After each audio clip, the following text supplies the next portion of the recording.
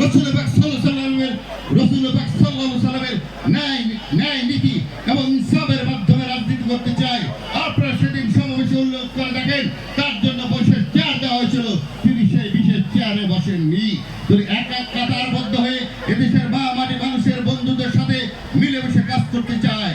তাই আপনাদের আহ্বান জানাই, এই যারা তারেক রহমানকে যে ক্রাইসিস লগ্নে উনি এসেছেন, হাজার কোটি টাকা বাংলাদেশ থেকে পাচার হয়ে গেছে, তার লক্ষ্য নিয়ে উনি মোকাবেলা করতেছেন।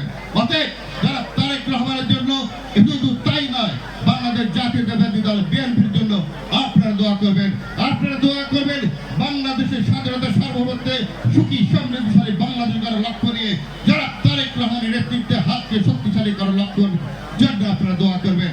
আজকে অনেক কথা বলে ফেলেছি, এই রাজনৈতিক বক্তব্য এখানে দেওয়া উচিত ছিল না।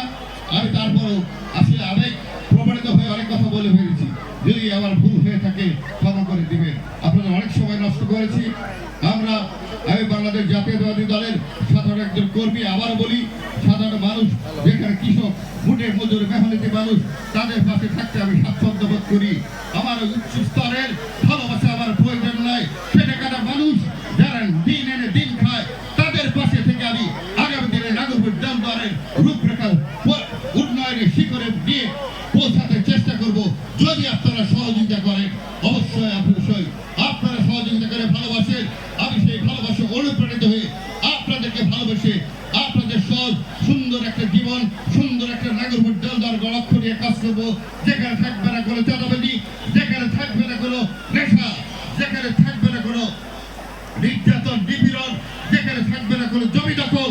যদি কোনো অন্যায় কেউ করে থাকে, নির্বাচনের আগেও আমি বলেছি বক্তব্যে, কোনো ছাড় দেওয়া হবে না। আদর্শের সৈনিকেরা কোনো অন্যায় করতে পারে না। যারা চাঁদাবাজি করে, তারা দলীয় শৃঙ্খলা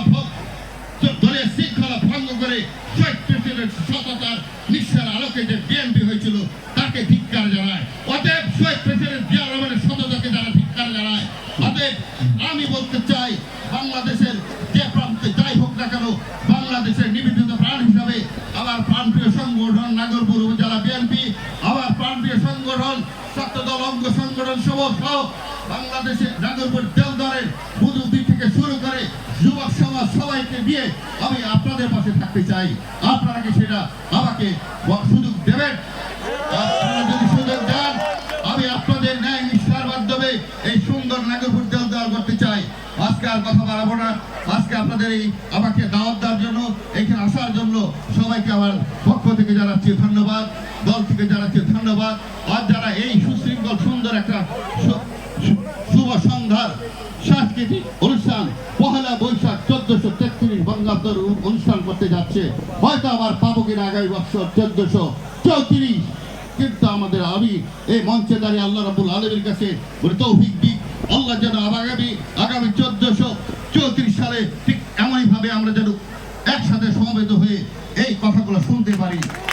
এই দোয়া মহান রাব্বুল আলামিনের কাছে দোয়া করবেন। আর আমি একটা দাওয়াত দিতে চাই, সেটা দাওয়াত হলো আপনারা ইমানের অন্তর্ভুক্ত হন, আপনারা সালাতের অন্তর্ভুক্ত হন।